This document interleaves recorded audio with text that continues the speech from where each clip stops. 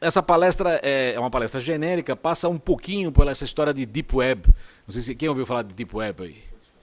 Foi discutido, ótimo, então perfeito. Vai passar um pouquinho por isso aí, mas já foi discutido também, roteador Tor, Onion, essas coisas, tudo bem, ótimo. Então estamos bem e tal.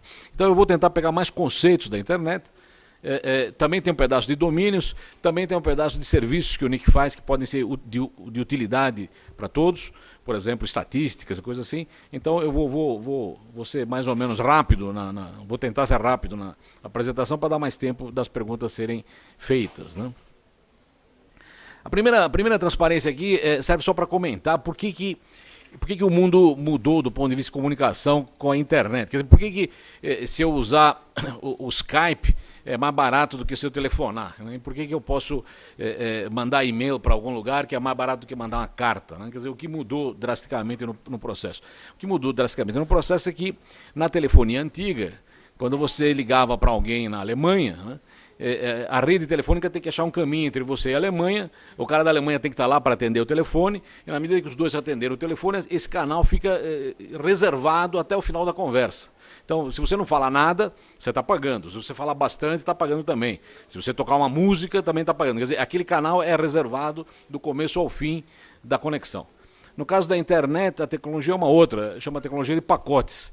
Na tecnologia de pacotes, o mesmo canal pode ser usado por muitas pessoas ao mesmo tempo, porque a comunicação é quebrada em pedacinhos e os pedacinhos vão se intercalando. Então não há ociosidade do canal. Se você mandar se abrir uma conexão FTP entre você e o sujeito da Alemanha, primeiro o cara não precisa estar lá. Claro, se for Skype ele precisa estar lá, senão não vai atender. Mas isso é quebrado em pacotes, os pacotes andam se intercalando nos canais. Isso gera uma economia de escala importante, além de outros motivos que não vale a pena explicar. Como isso aqui é mais voltado a domínios e outras coisas do tipo, eu botei algumas datas que tem a ver com o que nos interessa, né? A versão atual da internet, que roda um protocolo chamado TCP/IP, começou a rodar para valer em janeiro de 82. E ela fez 30 anos ano passado. 30 ou 40? 30, né? 30 ano passado, exatamente. O sistema de nomes de domínio que a Kelly explicou aí é quase tão velho quanto a internet, né? Nós nos conectamos à internet em 88. Na verdade não era a internet ainda, era uma outra rede que não precisamos entrar em detalhes, chamava Bitnet.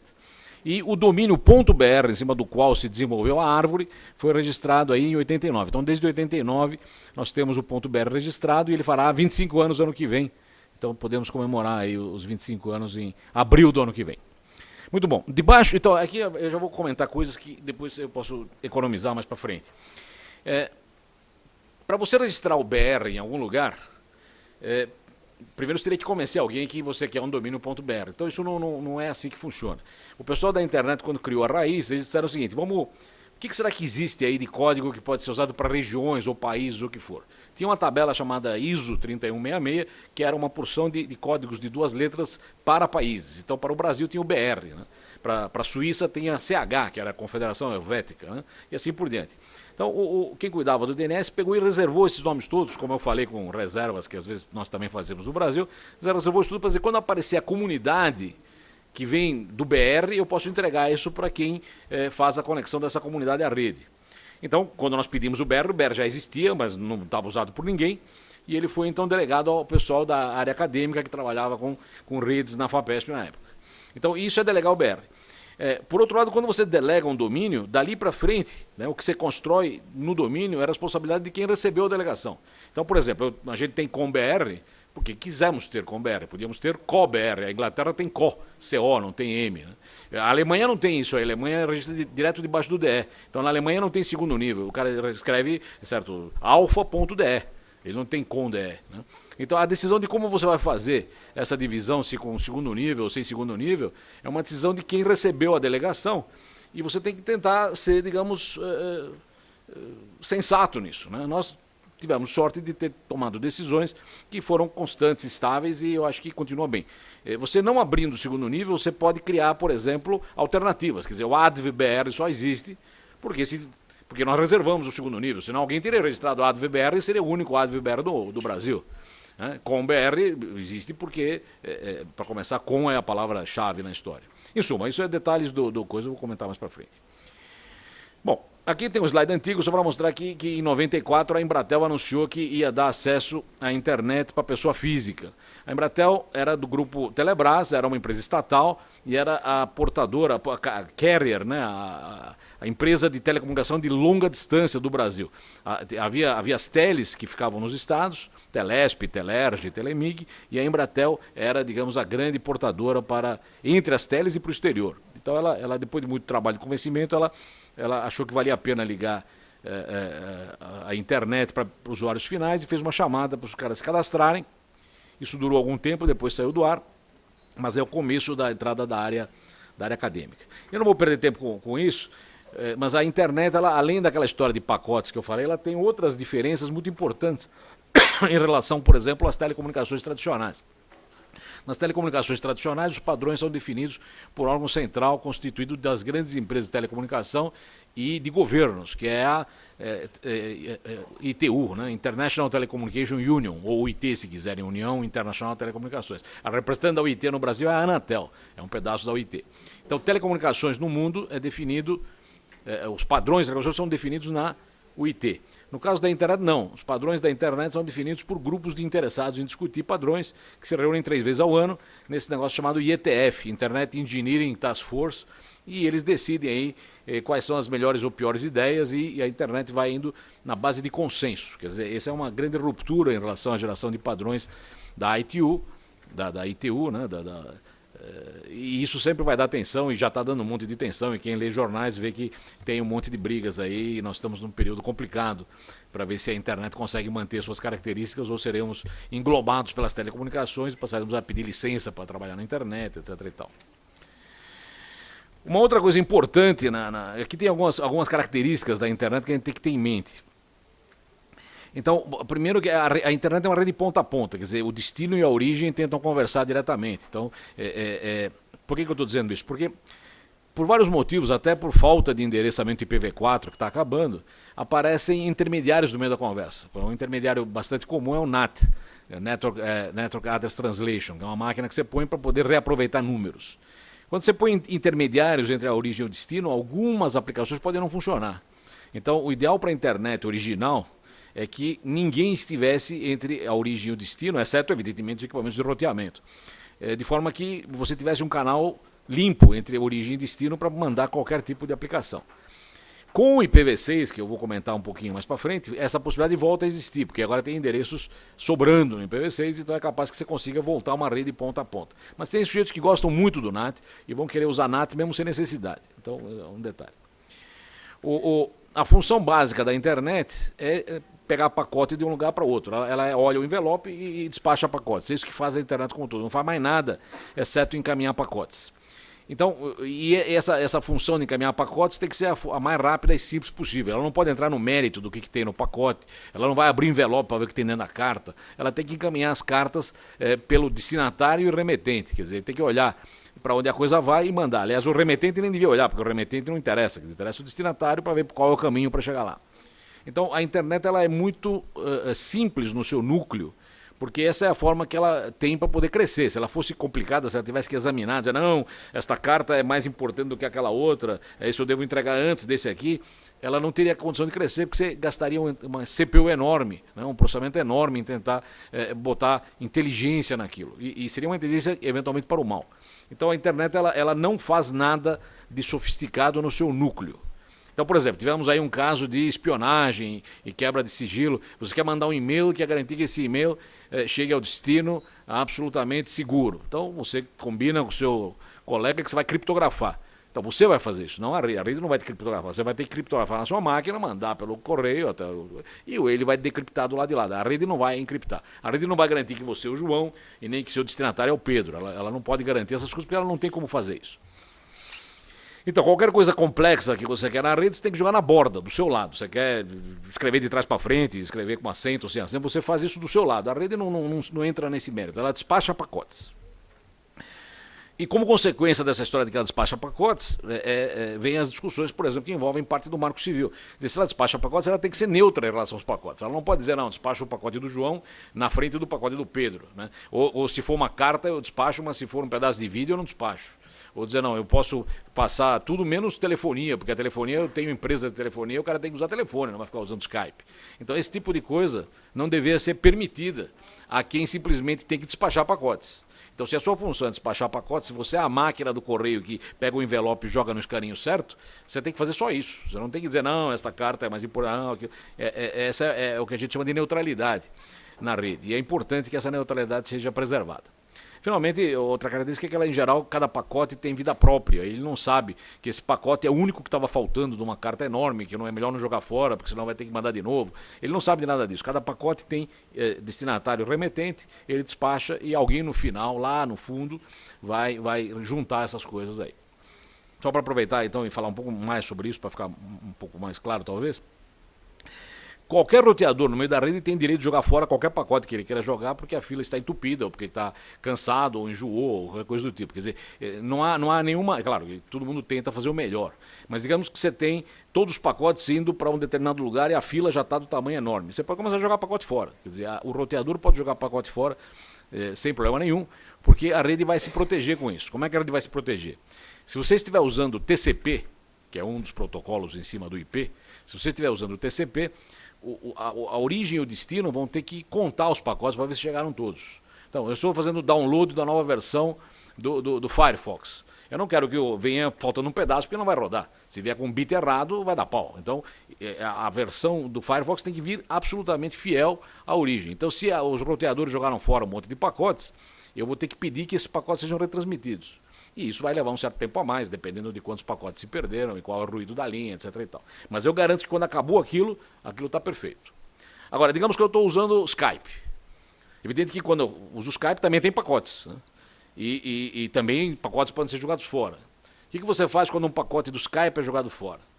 Bom, se você mandar retransmitir aquilo, a conversa pode ter intervalos de segundos. Quer dizer, eu falo alô, até o alô chegar certinho do lado de lá, leva 10 segundos. Quer dizer, não dá para conversar, você não consegue conversar com um outro sujeito se o intervalo entre o alô e o olá é 10 segundos. Né? Então, no caso de coisas desse tipo, que são coisas em tempo real, existe um outro protocolo chamado UDP. Então, o TCP é um dos protocolos, mas é o mais conhecido. Você tem outro protocolo chamado UDP, UDP-IP, né? UDP sobre IP, em que o esforço é entregar o que der, entregar rápido e o que der. Se não deu bem, paciência. Mas está assistindo um show ao vivo, pela internet. O que acontece se a ligação estiver ruim? Começa a ter uns borrões, uns negócios, porque está perdendo coisa. Mas é melhor isso do que dizer, não, volte daqui a 2 horas que eu consegui recuperar os primeiros 10 minutos. Porque você não vai querer voltar daqui a 2 horas para recuperar 10 minutos. Então, a internet já tem essa característica de que coisas diferentes são tratadas diferentemente. Bom, aí cada máquina tem um endereço IP, já sabem, devem estar cansados de saber isso aí, e para não ter que lembrar endereço IP, são usados os nomes. Eu só vou ressaltar essa parte final aqui. Nome de máquina, em geral, está ligado à administração. Então, todas as máquinas que terminam em OAB devem ser da OAB. Né? Isso não quer dizer que estão em São Paulo. Podem estar em outro lugar, podem estar em Cotia, em Araraquara, pode ter uma máquina da OAB de São Paulo em Minas, eu não sei, quer dizer, o nome, o sobrenome indica que elas são da mesma administração. O que indica que elas estão em São Paulo? Quando elas têm números que são alocados em São Paulo, é como telefonia. Teoricamente, todos os Guimarães são parentes, mas os Guimarães que usam 011 estão em São Paulo, os que usam 021 estão no Rio. Então, números estão ligados à topologia e nomes estão ligados à administração. Bom, isso é uma coisa, digamos, histórica e romântica, quando John Perry Barlow escreveu um livro chamado, um artigo chamado A Declaração de Independência do Cyberespaço, dizendo que estamos criando um mundo onde não tem privilégios e nem preconceitos de raça, nem de poder econômico, um mundo onde não tem, todo mundo pode dizer o que acha, mesmo que seja muito esquisito o que ele está dizendo, etc. E tal, isso, aquilo. Então isso está aqui porque isso faz parte, digamos, da ideia original da rede como foi. Quer dizer, a versão que existe, que a internet nasceu com dinheiro militar, é verdadeira, mas apesar dela ter nascido com dinheiro militar, ela nasceu com um espírito muito aberto, porque os caras que se envolveram no processo eram acadêmicos. Então, e isso interessava também aos militares, porque eles queriam uma rede sólida. Então são coisas que não há teoria da conspiração aí. Muito bem, isso eu não vou seguir por aí, mas o resumo é o que eu falei, quer dizer, a internet é, na verdade, um monte de redes que voluntariamente compartilham protocolo e colaboram, existe software aberto, a maioria das coisas que você usa na internet você pode encontrar uma versão aberta ou não. O software aberto foi criado por causa da rede, a rede ajudou a criar software aberto e o software aberto ajudou a rede, então são coisas que são sinérgicas. E os padrões da internet são padrões diferentes dos padrões de telecomunicações. Bom, essa é a minha visão específica de como a coisa foi. Quer dizer, saímos de uma rede que ligava computadores, na época os usuários eram o pessoal da academia, para uma rede que ligava indivíduos, né, quando começou correio eletrônico, grupos de news, né, terceiro setor, etc. e tal, para uma rede que oferece multimeios, aí entrou a web é uma coisa que entra depois, a web entra em 93, quer dizer, a web não é a internet, a web é um serviço. Da mesma forma que tem TCP, o DP tem HTTP, é um outro protocolo, é um protocolo que cuida das páginas web. O HTTP roda em cima do TCP. Então ele garante que a página vai chegar certa, não vai chegar errada. Vai demorar, mas vai chegar certa. Né? Mas isso é um detalhe. E nós estamos numa fase agora em que todo mundo já viu que existe a rede, então todo mundo quer, de alguma forma, dar pitaco. Então a grande discussão agora é, vai ter regulação ou não, o governo quer o quê, quer controlar ou não, como será esse negócio daí para frente, e essa é a fase que nós estamos hoje. Em relação à tecnologia, o primeiro impacto é em cima dos que testam a nova tecnologia. A segunda leva de usuários é aquela que começa a substituir coisas antigas pelas novas. Então você troca o correio normal pelo eletrônico, você troca o telefone pelo Skype, você começa a trocar coisas. E a terceira é de impacto profundo, onde você tem comunidades virtuais e o pessoal se ardimentando pela rede. É a fase que nós estamos atualmente. Bom, vou passar rápido de novo aqui. Se alguém tiver alguma dúvida, pode talvez levantar a mão para evitar que eu corra e perca o ponto. Quer dizer, se alguém achou que tem um ponto crítico lá, eu podia parar para não perder, senão depois a gente não lembra o que era. Como eu falei, a rede é uma rede que é colaboração voluntária de muitas redes, né, milhares e milhares de redes, mas ela tem que ter alguma coordenação para não ser anárquica. Né? Essa coordenação significa que eu não posso ter o mesmo número na minha máquina que ele tem, porque senão a rede não sabe como é que distingue a minha máquina da máquina dele. Eu não posso ter o mesmo nome que a máquina dele tem. Se eu me chamo Poli USP-BR, ele não pode chamar também Poli USP-BR, porque seria a mesma máquina. Claro que ele pode chamar Poli 2 USP-BR. Né? Então, como é que você faz isso? Então, essas coisas precisam ser coordenadas. Né? Isso é o resumo do que eu falei antes, quer dizer, o nome indica aquilo que está procurando, o endereço indica onde aquilo está e uma rota indica como você chega até lá. As rotas são criadas na internet automaticamente, quer dizer, os roteadores, chamados roteadores de borda, cada sistema que compõe a internet, cada rede autônoma que compõe a internet tem uma beirada, uma borda. E nessa borda tem roteadores que falam com as outras bordas das outras redes. Esses roteadores de borda falam um com o outro e ele diz, olha, aqui dentro eu estou vendo esses números. Ele fala, aqui do meu lado eu estou vendo esses outros números. Quer dizer, eles comunicam e montam o que seria o mapa da rede. E a partir daí, com essas bordas todas ligadas uma na outra, se você quer ir para a Austrália, você vai descobrir que tem que passar da borda A para B, daí para outra, até chegar na Austrália. Isso é automático, não tem ninguém que defina rotas. Né? Não é como um avião que tem que ter uma rota daqui para lá. A rota vai ser estabelecida pela conversa dos sistemas. E por isso que ela é muito sólida, porque se um daqueles sistemas morre, a rota vai ser rearranjada, porque as outras bordas vão dizer, não tem mais caminho por aqui, mas tem um caminho por aqui, né? Então o cara vai por aqui e chega no mesmo lugar, porque os roteadores se reajustam automaticamente. Se aquela rota que você estava querendo não responde mais, outros roteadores estabelecerão alternativas para ela. Bom, essa história de nomes, então, como eu falei, nada mais é do que uma lista telefônica onde você escreve um nome para obter um número. Para a rede funcionar, o importante é o número, né? A rede não está nem aí com o nome. Mas o nome é importante para você lembrar, que você não vai escrever o número do Globo com... Por assim, ver um jornal, Estadão Conversa, você não vai escrever o número, você não tem a menor ideia qual é o número. Então você escreve o nome e alguém traduz para número. Essas listas telefônicas, entre aspas, que traduzem nomes para números, eles começam com aquele pessoal de nível mais alto, o BR, por exemplo. Onde está o BR? Você quer mandar alguma coisa para alguém que termina em DE, em Alemanha. Onde está isso aí? Então, alguém tem que preservar a cabeça das listas telefônicas. A cabeça de cada lista telefônica está escrita nesses servidores raiz. Então, o servidor raiz é o lugar onde cada lista telefônica de um domínio, do BR, do DE, do COM, do NET, lá está a cabeça desse negócio. Então, você vai lá para ver a quem você pergunta para saber como chega lá. Qual é o número final. Então eram inicialmente 13 esses servidores raiz, e aqui estão quais eram os servidores raiz, ainda hoje é assim. A função desse slide é mostrar que tem uma grande variedade, aí vocês olharem, tem empresas que são comerciais, esses verdes aí são comerciais, você tem empresas puramente acadêmicas, aí o azul aí, Maryland, autonômica do Japão, RAIP, são acadêmicas, você tem ONGs, tá certo? E você tem o governo americano, NASA, Departamento de Defesa, o governo americano. Então, o pessoal que compunha esses servidores raiz vem de todos os lugares. E esse pessoal opera um negócio desse sem contrato, sem nenhum tipo de vínculo. Eles operam porque eles fazem isso desde o começo e acham muito bom fazer e funciona assim. É claro que, se você olhar a distribuição desses 13 aqui, está muito ruim, né? Você vê que tem na região de Reston, na Virgínia, tem 6, A, C, D, G, H e J. Tem 2 em São Francisco, 2 em Los Angeles, 2 na Europa, em Londres e em Estocolmo, e 1 no Japão, né? Então isso daria uma impressão de fragilidade e daria uma impressão de má distribuição.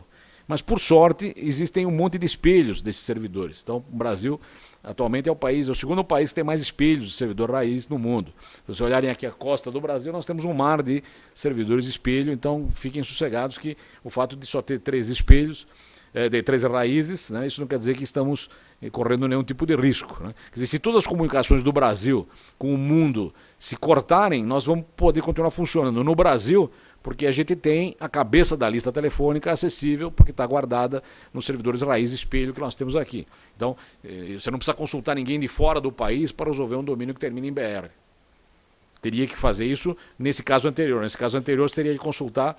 bom, agora eu fui embora. Nesse caso anterior, eu teria que consultar o pessoal de fora, né? Nesse caso aqui, se o Brasil perdesse toda a comunicação com o mundo, o BR não funcionaria. Por quê? Porque você não sabe onde está o BR. Não tem ninguém apontando para o BR. Você perdeu a lista telefônica do BR, porque a cabeça dela estaria num desses servidores raiz. Nessa circunstância aqui não, porque você tem um monte de outras... Nunca aconteceu isso, quer dizer, nunca os servidores raiz saíram do ar, desde o começo da internet, mas sempre existem aí riscos e tudo mais. Bom, isso é um pouquinho aquela história que eu falei dos novos domínios, eu não vou, de novo, perder tempo nisso, mas existe uma discussão complexa, né? Quer dizer, é bom que você tenha uma única raiz ou é bom que tenha várias raízes, né? Eu acho que é bom que tenha uma raiz só, porque se você tiver várias raízes, digamos, tem 2 raízes. Então você tem o BR na raiz A e você tem o BR na raiz B, e são diferentes. Então, sei lá, Ford com BR na raiz A aponta para Ford. Ford com BR na raiz B aponta para Harrison Ford. Quer dizer, não é uma boa ideia. Quer dizer, a ideia, porque mesmo se você tiver 2 raízes, então, competindo, você devia ter uma raiz que ligasse as duas. Então, essa é uma discussão longa e tem gente que acha que a raiz devia ser aberta e devia ter tantas raízes quanto você quisesse, e outros acham que é melhor manter uma raiz só. Isso já falei, vou deixar mais para lá. Sobre privacidade, segurança e controle, isso aqui é um pedaço aí menos ligado a hoje, mas agora está crítico, né? Precisa tomar muito cuidado com essas coisas. Quer dizer, segurança não é diretamente ligada à privacidade e a internet é uma rede de controle, né? Então, o que significa essa frase aí? Ao contrário do que se imaginava popularmente, né, no começo dos tempos, que na internet você faz e ninguém sabe o que você fez, deixou de fazer, que você pode ser anônimo, né? Isso é completamente errado. Por que completamente errado? Porque na internet, para você entrar, o seu número tem que ser reconhecido. Você não pode entrar com um IP que não existe. Quer dizer, você não pode entrar com uma rota que não te leva a lugar nenhum. Você, para entrar na rede, você tem que atender a um protocolo, uma liturgia. E essa liturgia, para você entrar na rede, permite que saibam tudo que você faz. Quer dizer, tudo que você navega, tudo que você pode ler ou não, potencialmente pode ser monitorado pelo pessoal do meio do caminho que te deu acesso, né? Então, por exemplo, você entra por um provedor de acesso, toda vez que você escreve um URL, ele podia guardar aquilo, né? O que é muito ruim para a sua privacidade. Então, uma das coisas que eu vou já falar agora, mais para frente pode ser de novo, mas privacidade, e aí temos uma discussão complicada com as teles que acham outra coisa. Privacidade é uma coisa que depende do contexto, né? Então, se eu estou na Amazon comprando livros, é razoável que a Amazon me reconheça e diga, voltou de novo você, etc e tal, tenho umas ofertas para você, etc e tal. Por quê? Porque eu sou cliente daquilo lá. Eu tenho uma transação comercial, eles têm que saber qual é o meu endereço, vão mandar livro para minha casa. Eles têm que saber qual é meu cartão de crédito, para não ter que escrever a cada vez o número toda vez, né? Então, a privacidade entre eu e um provedor de serviços deve estar ligada ao serviço. Se eu for num banco, o banco não vai te atender anonimamente. Quero aí um dinheiro, quem é você, né? Então, o contexto de transação é um.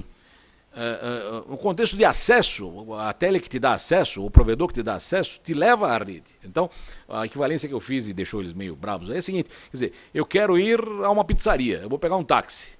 O táxi tem que me levar à pizzaria. Chegou lá, eu saio do táxi. Ele não vai querer saber o que eu vou comer, você prefere com chile, você prefere... Isso não interessa ao motorista de táxi. Você vai querer com tomate ou sem tomate, isso interessa ao cara da pizzaria. Mas se o taxista souber que eu prefiro pizzarias de um determinado tipo ou de outro, ele poderia fazer algum dinheiro vendendo essa informação ou tentando me jogar alguma propaganda adequada. Se o cara sempre sai comigo para comprar sapatos, então talvez eu tenha um sapato aqui para mostrar para ele, ou coisa assim. Quer dizer, e aí eu acho que é uma privacidade violada. Quer dizer, você passou do ponto, porque o contexto do provedor de conexão é te conectar à rede, não é saber o que você faz. Então essa é uma discussão complicada, que pode ser esticada bastante, se vocês quiserem. Vou deixar por conta de vocês. Mas esse aqui ó, sobrou aqui, mas fica aí de qualquer forma. Onde é que está? Isso aqui é o seguinte, é só para lembrar, porque o pessoal de direito é muito cultor do idioma, e em geral temos grandes contribuições na área de literatura feita por pessoal da área de direito. E atualmente a moda é chamar tudo de cyber alguma coisa, né? Cybercrimes, cyberespaço, cyber o diabo 4. Até os americanos usam isso direto. A palavra cyber é uma palavra que significa controle. Aqui o cara que inventou a palavra cibernética é esse sujeito aí, Norbert Wiener, já falecido, e esse livro acho que é de 48. Ele era um pesquisador do MIT. Então, cybernetics, lá embaixo está escrito o que é control and communication entre homens e máquinas, entre animais e máquinas. Então, cyber significa controle, né? Então, o que esse Paul Pangaro faz aí é fazer uma alusão irônica, dizendo que de tanta gente chamar isso de cyberespaço, vai aparecer alguém que vai nos controlar no processo, porque a palavra significa controle. Quer dizer, nós estamos chamando chuva aí, tá certo? Bom, avançando então. Evidente que a rede nos traz uma opção de problemas, né? E aí eu comento um deles, que é a história do spam, né? Vocês recebem spam aí de monte aí. Quem recebe spam aí? Ninguém recebe spam. Tem spam. O Brasil era o segundo país que gerava mais spam no mundo. E isso nos deixou bastante chateados e fomos verificar por que o Brasil gerava tanto spam no mundo. Aí botamos máquinas para coletar todo o spam que passava, etc. e tal, e fizemos uma análise estatística complexa daquilo e descobrimos que 95% do spam que o Brasil mandava para o mundo estava escrito em mandarim. Então, é claro que a gente tem um bairro aqui oriental e tudo mais, mas imaginar que esse pessoal gerasse tanto spam para mandar para a China é pouco provável que fossem eles os culpados. Então, o que acontece? A internet, como eu falei, é uma rede de colaboração. Então, essa máquina aqui, qualquer máquina aqui, ela tem TCP/IP instalado e tem portas, né? A porta 25 dessa máquina, se eu chegar para ela e falar, ô, porta 25, manda esse e-mail para mim, né? Ela vai mandar, porque a porta 25, teoricamente, chama Simple Mail Transfer Protocol. É uma porta que atende a um pedido de mandar e-mail. Então, se eu pegar uma máquina qualquer e dizer, ó, passa isso aí para mim, ela passa, né? E as portas 25 das máquinas brasileiras, até quando a banda larga começou a se espalhar aí com conexões metropolitanas, estava aberta. Então, o pessoal que descobriu que as máquinas brasileiras eram belos carregadores de correio gratuito, né, mandavam um e-mail aqui para multiplicar por 10 mil e voltar para a China ou para onde eles quisessem, porque era mais fácil, eles ficavam não expostos a eventuais sanções. Então, nós éramos simplesmente mulas carregando spam para fora do país. Então, qual foi a ideia? A ideia foi, bom, esse é um problema técnico, vamos resolver tecnicamente, vamos fechar a porta 25. A porta 25 não precisa estar aberta. Você tem outra porta, a 567, que também funciona para mail, mas pede password. E o cara da China não sabe qual é o seu password. Quer dizer, é pouco provável que aí a exploração do spam fica muito difícil. Ele vai procurar outros caras que têm a porta aberta. Você pelo menos saiu da linha de fogo. Então, com essa mexida aí, só essa mexida de fechar a porta 25, nós saímos de segundo para 25º. 25º é bom, é do tamanho do Brasil, até é melhor. O Brasil devia ser 10º por aí. A gente tem 25º spam porque fechamos a porta 25. Então, a primeira abordagem. Se a tecnologia nos trouxe problemas, vamos ver se ela consegue amenizar ou até resolver eventualmente. Se ela não conseguir resolver, é melhor então você treinar os usuários também, tem que treinar também, para evitar que eles caiam no golpe de um spam, no golpe do cara da Nigéria, que tem $1 milhão para te dar, etc. e tal. Então essa é uma outra coisa que isso não tem como evitar, você tem que treinar e educar as pessoas. E se nada disso der certo, você pode eventualmente ter uma lei para pegar o cara da Nigéria e dizer, olha, você violou a lei XY aí. Esse é um slide antigo, de 93, que fez muito sucesso no mundo. Que tem uma charge, né? Tá? E aí tem dois cachorros, né, conversando, um deles está usando o computador, e o cachorro de cima fala por debaixo, olha, a internet é muito legal porque ninguém sabe que você é cachorro, né? Tá digitando lá, então você pode trabalhar aí que ninguém sabe que você é um cachorro. Só que em 2013, né, todo mundo sabe que você é um cachorro, mais que isso, sabe que tipo de ração você come, qual é a sua raça, se você toma banho uma vez por mês ou não, em suma. Quer dizer, a coisa mudou, então hoje você não consegue mais se esconder, porque, evidentemente, não é verdade que ninguém sabia que você era um cachorro, que ninguém estava interessado em saber que você é um cachorro. Hoje, com a quantidade de digamos, de dinheiro feito por propaganda, por dados pessoais, etc. Todo mundo quer saber se você é ou não um cachorro. Então, o que mudou aí foi o interesse pelos dados pessoais que não existia em 93. Muito bom. Isso eu falei rapidamente no começo. O IPv4 está acabando, quer dizer, os números que nós tínhamos. É como telefonia, você ganhou um 9 a mais no celular, por quê? Porque não tinha mais número de celular em São Paulo, você teve que botar um número a mais. Só que na internet é um pouco pior, porque ao você botar a nova versão de números, ela não é compatível com a anterior. Quer dizer, não é botar um 9 a mais. Se bem que quando você botou um 9 a mais também não é compatível. Você não pode trabalhar com um 9 ou sem o 9. Ou você trabalha com o 9 ou você não trabalha, porque sem o 9 não vai funcionar mais, né? Na internet também você não vai conseguir se expandir mais em IPv4, porque não tem mais endereço IPv4. Então você vai ter que usar IPv6. Só para olhar aqui, o IPv4 dá mais ou menos esse número aí, 4 bilhões de endereços, e está esgotado. E o IPv6 é um número que não dá para pronunciar, esse negócio aí, que, né, 1 trilhão de buzilhões, etc. E tal. O IPv6, o menor pedaço que você ganha de IPv6, o menor pedaço, quer dizer, o pedaço para usuário individual é maior que todo IPv4. Então você vai ter alguns bilhões de endereços para uso pessoal. Você pode dar um IP para cada fio de cabelo seu, ainda vai sobrar IP. No meu caso vai sobrar bastante na cabeça, mas pode faltar em outros lugares. Uma coisa que apareceu nos anos 70, 65 aqui, o Moore foi o cara que inventou a Intel, um dos criadores da Intel. E ele viu que a tecnologia ia bem, ele falou, olha, a tecnologia vai dobrar mais ou menos a cada 18 meses a capacidade de um equipamento. Então, a cada 1 ano e meio, né, o seu micro, você pode comprar um outro pelo mesmo preço que é 2 vezes mais rápido, né? E isso se imaginou que ia durar um certo período, depois não ia dar, porque você não pode cada 1 ano e meio dobrar aquilo lá, uma hora vai bater no teto. Mas a verdade é que desde 65 nós estamos vendo isso aí valendo ainda. Quer dizer, se vocês olharem aí, isso implica em aumentar 10 vezes em 5 anos, 100 vezes em 10 anos, 1000 vezes em 15 anos. E está aguentando o rojão, né? As velocidades dos anos 70 eram kilobits, dos anos 80 e 90 eram megabits, que é 1000 vezes mais. A partir de 2000 é gigabits, que é 1000 vezes mais. E agora nós estamos na região do terabit, que é 1000 vezes mais. Quer dizer, a coisa continua, graças a Deus, indo bem e pelos preços equivalentes aos antigos kilobits dos anos 70. Quer dizer, a lei de Moore está valendo, que é uma coisa boa para nós. Bom, isso eu não vou, vocês já viram, então, já viram, só o conceito de vocês entenderem, quer dizer, a parte da web profunda é aquela rede que não é mapeável, então a base de dados dos processos do tribunal XY, o Google não mapeia, não tem como mapear porque estão escondidos atrás de uma base de dados.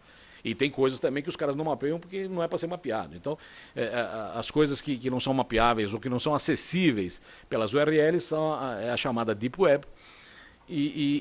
Por que a Deep Web ficou interessante agora? Porque, primeiro, tem gente que quer escapar do radar dos que monitoram a rede. Segundo, porque tem gente que quer de fato ser anônima. Existe uma chance maior de ser anônima usando a Deep Web, né? Então, tem gente, tem até dinheiro aí, né? Como é que chama? Net money? Não é, qual é o nome do dinheiro? Esqueci o nome. Como é que é? Bitcoin. O dinheiro é Bitcoin. Então, tem até dinheiro nessa coisa para comprar e ganhar em Bitcoins, que você evidentemente não converte em dinheiro, depois você usa isso para outra coisa, etc. e tal. Em suma, isso para essa Deep Web existem navegadores que, botei entre aspas, porque não são realmente navegadores, são equipamentos específicos para isso, né? O mais comum é esse Tor, né? Que é o The Onion Router, né? O roteador cebola. Ele chama-se uma cebola porque, na verdade, a rede é feita de várias camadas e você está tentando entrar nas camadas de dentro. Além da cebola, também tem o alho aí, o I2P, que é o Garlic Router, que é um negócio na Alemanha, mas não vem ao caso. Então aqui tem até um documento, se quiserem baixar esse FTP Registro BR, eu vou deixar, evidentemente, a coisa aqui depois, e ali tem especificações de como é que isso funciona ou não funciona, etc. e tal. Para que serve esse negócio do Deep Web? Como eu falei, o Deep Web, primeiro, existe porque existem coisas que não estão na web, e aí eu vou aproveitar para fazer um parênteses também. Um monte de fraquezas e de inseguranças que a gente tem na web se deve ao fato de que empresas, né, instituições, né, põem coisas na rede que eles tinham dentro do seu escritório e simplesmente deixam ser acessível pela rede para que os funcionários possam acessar da casa deles, né? Essa é uma péssima estratégia, porque você dentro de uma empresa está protegido pelo guarda da porta, pelas 4 paredes, pela recepcionista, etc. e tal. Se você põe isso na rede, é você e aquele monte de gente na internet que está interessado em quebrar coisas que poderiam eventualmente acessar aquilo. Então, uma das coisas que eu sempre lembro é o seguinte, quer dizer, boa parte das encrencas que nós temos, o cara desligou o sistema elétrico do país X, o cara afetou a distribuição de água da cidade Y. É porque a distribuição de água, que antes era feita por registros manuais ou coisa assim, ou que era feita por computadores fechados em salinhas, passou a ser feita remotamente pela rede, sem se tomar cuidado de que essas coisas agora estão expostas a um número muito maior de candidatos a usá-las, né? Tanto que documentos do Pentágono vazam, tanto que um monte de coisa vaza. É claro que nem sempre é, digamos, falta de tomar cuidado. Às vezes os caras são bons mesmo e quebram. E sempre a parte mais frágil da segurança é o ser humano, né? Alguém vai acabar vazando alguma coisa. Mas eu queria dar essa chamada, porque a gente tende a colocar tudo na rede, e é muito bom agora com nuvem, etc. e tal, isso, aquilo. Mas tudo isso tem... como diria o Vicente Mateus, é uma faca de 2 legumes. Então precisa tomar cuidado com o efeito do segundo legume. Aqui esse DuckDuckGo, por exemplo, é um buscador tipo Google. Na verdade acaba indo no Google, só que não diz quem é você. Porque é evidente que se você vai com a sua cara e coragem buscar coisas, e se alguém está monitorando que esse sujeito está interessado em produtos químicos, está interessado em não sei o quê, em fitilhos, em latas, pode chamar algum tipo de atenção. Então, às vezes alguém quer procurar coisas e não quer que o mundo saiba o que ele está procurando, né? Eu não estou dizendo que o que você procura no Google está disponível, mas certamente a Google tem esse registro do IP que entrou e pode, se quiser, e ela tem estatística de quais foram as palavras mais buscadas, o pessoal procura mais isso, procura mais aquilo, quer dizer, essa informação existe. E se você a procura com a sua identidade real, alguém pode amarrar uma coisa na outra. Pelo DuckDuckGo, por exemplo, você vai anonimamente para fazer buscas, né? Bom, avançando aí um pouco mais, indo já na direção do final, quando a gente fala de internet, a internet é um ecossistema complicado, né? Ele tem a parte física, que são as telecomunicações, a Anatel, ITU, esses que existem na área de telecomunicações e que eventualmente querem subir para níveis mais altos. Depois tem a parte de nomes e números, depois tem modelos de negócio, interações sociais, serviços e grupos de pressão, etc. E tal, isso, aquilo, não pretendo, mas eu quero mostrar só que essa exatamente é a história do Onion, quer dizer, eu falei até Onion por causa disso, aqui tem várias camadas, uma sobre a outra aí.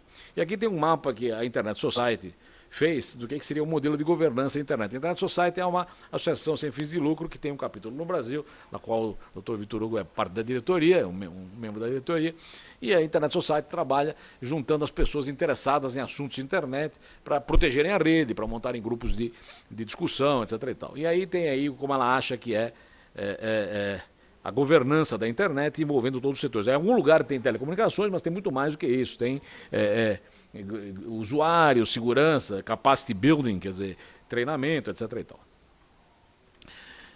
Bom, daí eu cito uma frase do pai da internet, esse de fato é um pai da internet, o Vint Cerf, que escreveu o TCP/IP, dizendo que exatamente por causa desse esquema aqui de ecossistema, a internet espelha exatamente a sociedade. Então, ela tem as coisas boas e as coisas ruins, né, que a sociedade tem.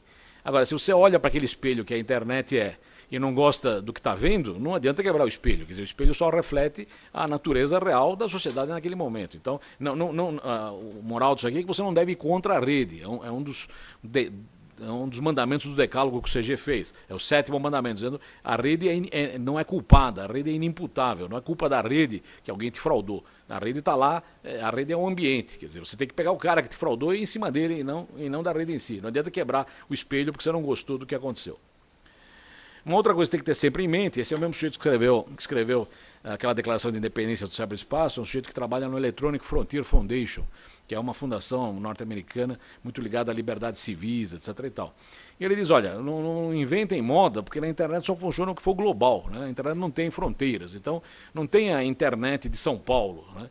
Tem a internet em São Paulo, tanto que o comitê gestor chama-se Comitê Gestor da Internet no Brasil, e não do Brasil, né? Não tem a internet do Brasil. Porque você não vai fazer uma cerca em volta do Brasil e dizer que a internet do Brasil está dentro dessa cerca, né? A internet não foi feita para ser cercada desse jeito.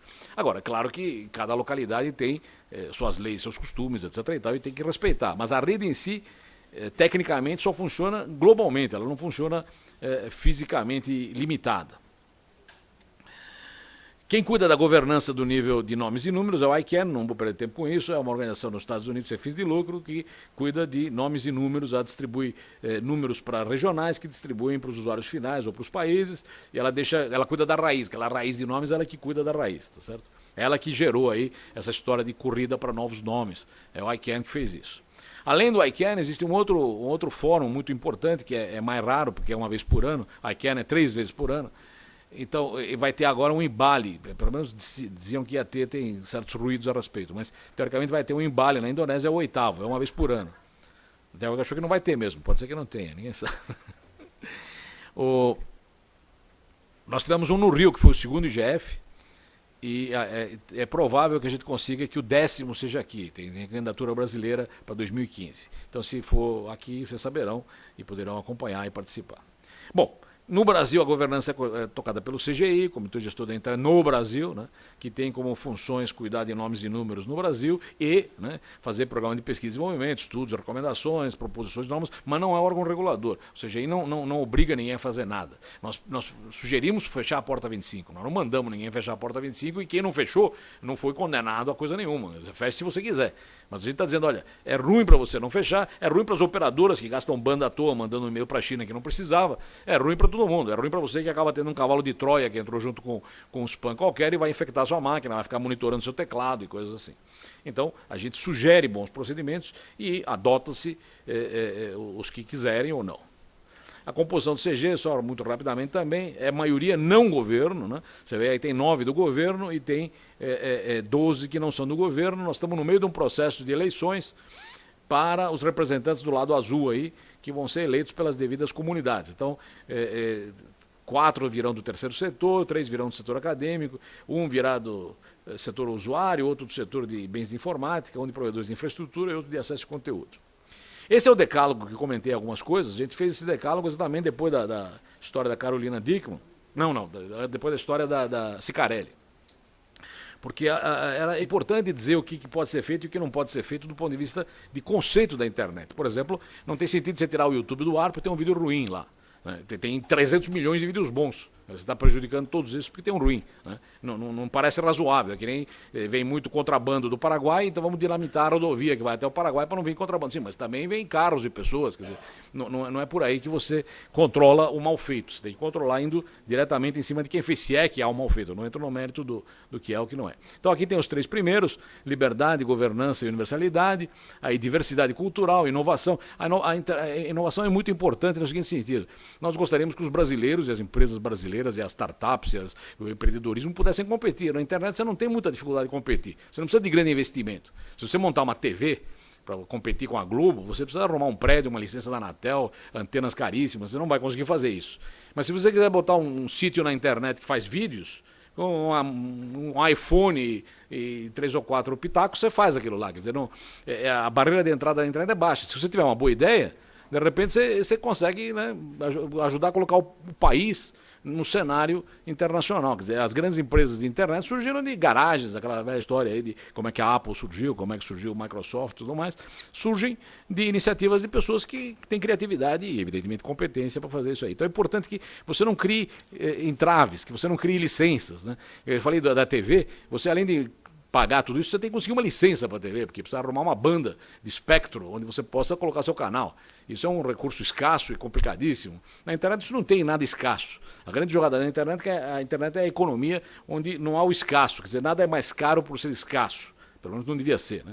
Porque é tudo bit, você pode duplicar bit à vontade. Quer dizer, não há nada que você... Um livro em papel é um bem escasso. Se eu quiser 10 mil livros em papel, eu preciso arrumar 10 mil quantidades iguais de papel, com capa, imprimir com tinta, etc. e tal. Se eu quiser tirar 10 mil cópias de um arquivo na internet, provavelmente é muito mais fácil e não gasta nenhum tipo de recurso. A rede tem que ser neutra, como eu falei, tem que ser não culpada, a rede é não culpável, é evidente que vocês é que entendem disso, eu não entendo o que é culpável ou não culpável, mas essa é a visão a partir do conceito da internet. Essa parte, evidentemente, tem que ser tratada pelos advogados e pelos juristas. A rede tem que ser estável, tem que respeitar padrões, e o ambiente legal e regulatório, quer dizer, se houver um ambiente desse tipo, tem que ser de forma que não impeça a dinâmica, não impeça... O Twitter, o que era o Twitter 4 anos atrás? Ninguém usava, existia, né? De repente virou uma febre, porque todo mundo achou ótimo. Né? Então a rede escolhe quem vai bem e quem vai mal. Mas você tem que ter o direito de jogar a sua ideia lá. Se a sua ideia for boa, vai ser um sucesso. Se a sua ideia for ruim, vai morrer. Né? Como acontece com várias ideias aí. Ou às vezes não é porque é ruim, mas porque vem antes da hora, ou porque é muito pesada. Né? Eu me lembro daquele Second Life, por exemplo, que foi um furor quando apareceu o Second Life, etc. e tal, mas eu acho que perdeu um pouco força. Não sei de ninguém que usa o Second Life. Alguém usa o Second Life aí? Alguém sabe o que é o Second Life? Isso, olha, tá vendo? Ah, não usa? Usa? Não usa. Então. Mas teve furor. Quanta gente falou, agora meu avatar, meu não sei o quê. Teve um cara que eu conheço que abriu, inclusive, banca de jogo do bicho no Second Life. Você tinha um lugar, você podia fazer uma fezinha para ver se ganhava ou não. Mas ele está em Portugal atualmente. Bom, o jeito do CGI trabalhar, o CGI é um comitê, ele não tem pessoa jurídica, ele não tem CNPJ, ele não tem braços, né? Ele tem cabeças. Né? Os braços do CGI é o NIC, é onde eu trabalho. Né? O NIC faz as coisas que o CGI quer que sejam feitas. Né? Então, o que é o NIC? O NIC é um negócio que recebe dinheiro do registro. Né? Vocês sabem que o registro custa R$30 por ano, e nós temos 3.300.000 registros, alguns são grátis, outros são R$10, tem variações aí, mas a grosso modo essa é a receita, R$30 vezes 3 milhões e qualquer coisa, 100 milhões de reais por ano é a nossa receita do registro. Desses 100 milhões, parte disso é gasto com o próprio registro. Você tem que manter o BR funcionando. O BR tem servidores em Brasília, no Rio, em São Paulo, na Alemanha, nos Estados Unidos, na Coreia. Então nós temos vários servidores que têm que ser mantidos, custam caro, né? Fazer banda, aguentar ataque de negação de serviço. Nós temos que ter uma banda 30 vezes o que a gente usa normal, porque nós temos ataques de gigabits por segundo e precisamos resistir, né? Senão o BR cai do ar.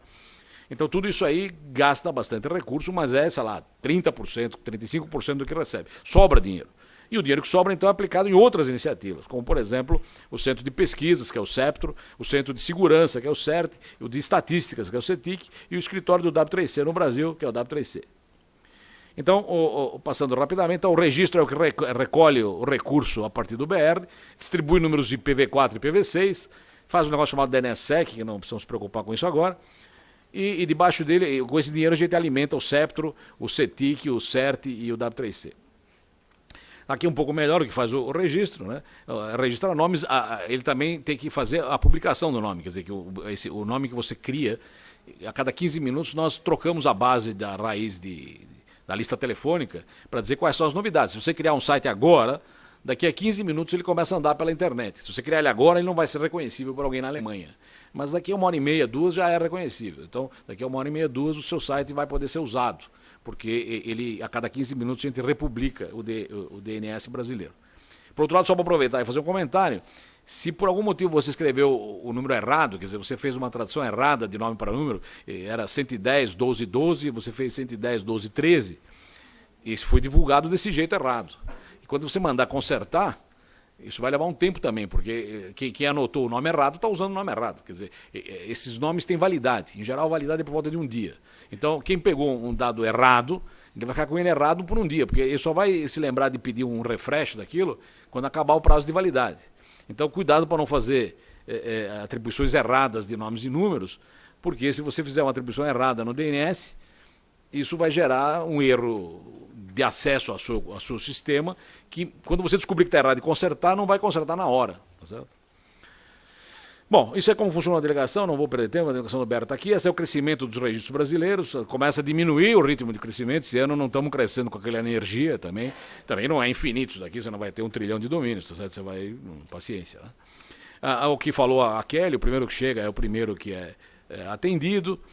Nós temos, alguém perguntou, não sei se ela chegou a falar, nós temos todo mundo que registra, pelo fato de ter feito um registro, ele tem que dar o CNPJ ou CPF, e nós mostramos isso no Ruiz. Isso é uma coisa que pode parecer esquisita, mas está violando a privacidade. Não, você fez um ato público, você está numa rede e você tem um domínio que é seu. Né? Você tem um domínio Fernando com BR. Eu também sou Fernando, ele também é Fernando. Como é que eu sei que esse Fernando não sou eu? Quer dizer, como é que eu sei que alguém que escreveu coisas horríveis no domínio Fernando com BR é um outro Fernando que não eu? Né? Você tem que desambiguar isso aí até para a proteção dos demais Fernandos. Porque senão um Fernando faz uma coisa horrível e todos os Fernandos pagam o pato. Então a gente mostra isso aí, quem entrar no Ruiz pode pegar dados de todos os domínios registrados debaixo do BR. Isso é uma característica desde o começo da rede brasileira, e era assim lá fora também, mas agora eles inventaram outro esquema que você contrata um cara que faz o serviço de proxy, é uma espécie de intermediário. Se você contratar um proxy, você paga um pouco a mais e ele põe o nome dele lá. Isso é uma espécie de laranja. Os domínios brasileiros custam R$30, alguns custam 15, alguns custam 10 e alguns são grátis. Por exemplo, se quiserem registrar NOM.br, debaixo de NOM.br, porque é de nome, ele custa R$10 por ano, mas tem que registrar 3 anos pelo menos, que é R$30 também. Mas você ganha 3 anos. Né? Pouca gente usa o nome, porque é um domínio que usa 4 níveis, mas isso... Olha aí, a pergunta que fizeram para Kelly. Domínios não pagos após 6 meses vão ao processo de liberação. Nós aguentamos o que dá para ver se o cara se arrepende, descobre que queria o domínio e volta. Porque senão você acaba tendo que liberar e alguém pega aquele domínio. Digamos que é o domínio seu familiar, com a fotografia dos filhos, do cachorro, todo mundo estava acostumado a ir lá. Aí você não pagou, perdeu o domínio, veio um outro cara que é uma empresa de conteúdo adulto, botou uma opção de coisa horrível lá. O seu amigo depois, vou entrar no site dele, que coisa horrível. Quer dizer, por quê? Porque mudou o contexto, mudou o dono. Então, não é bom esse tipo de coisa. A gente mantém o segundo nível fechado para ter semântica. Então, aí tem domínios para pessoa jurídica, domínios para pessoas jurídicas restritos. Né? Por exemplo, GovBR é pessoa jurídica, mas é só o governo, né? Domínios de pessoas jurídicas especiais, JusBR, BBR, eu sempre falo do BBR, vou falar de novo. BBR é um domínio de bancos que tem DNSSEC. Usem o BBR em vez do ComBR, se querem usar o banco, a Itaú, usem itaú.b.br, santander.b.br, é melhor do que ComBR, porque ele vem com assinatura DNSSEC e você não corre o risco de escrever um nome ligeiramente errado e cair num site de phishing. Tem muito phishing bancário aí. Os bancos não anunciam isso aí, mas existe e funciona há uns 4 anos. O que eu falei do non-blog e tal é para pessoa física, profissionais liberais, universidades, etc. e tal. O outro serviço que a gente faz, que é do Septro, a gente faz pontos de troca de tráfego. Aqui são os pontos de troca de tráfego que nós temos. Temos 22. O ministro disse que precisa fazer ponto de troca de tráfego no país, nós temos 22. Então alguém não sabe do outro lado o que está acontecendo. Há um problema de informação aqui. Mas alguma coisa não funciona muito bem. Esse é o PTT de São Paulo, que é maior. A gente no agregado, a gente é quarto, quinto do mundo em termos de troca de tráfego, é bastante pesado a troca de tráfego. Você vê aqui, então todo mundo que faz parte, que é o próprio NIC, a Vivo, a USP, a Embratel, a Telefone, a Algar, Host Location, a Americanet, a Local Web, Divel, todo esse pessoal troca tráfego. O que é um ponto de troca de tráfego? Digamos que a OAB contrata a banda internet para ligar o prédio da OAB na internet e ela descobre que ela usa uma boa parte da banda para ir até o Largo São Francisco, para a Faculdade de Direito. Ela vai dizer, olha, em vez de eu contratar 10 mega e eu usar 5 mega para ir para o Lago São Francisco, eu vou contratar só 5 mega e vou ligar uma linha direta daqui até o Lago São Francisco, de forma que eu não preciso pagar essa banda, porque eu já sei que tem essa banda, é como o PBX, né? Quando eu quero ligar para a secretária, eu não gasto impulso telefônico, eu uso a rede interna. Então, por que não fazer isso na internet também? Então, numa área metropolitana, você tem locais como esses todos aqui, que se você se ligar a eles, você pode negociar a custo zero, com os outros participantes, troca de tráfego. Então, se eu estou ligado aqui e eu tenho muito tráfego que vem da local web, eu posso dizer, olha, em vez de eu contratar a Vivo ou a Telefônica para ir para lá, vamos trocar pelo PBX. É tudo uma extensão do mesmo PBX.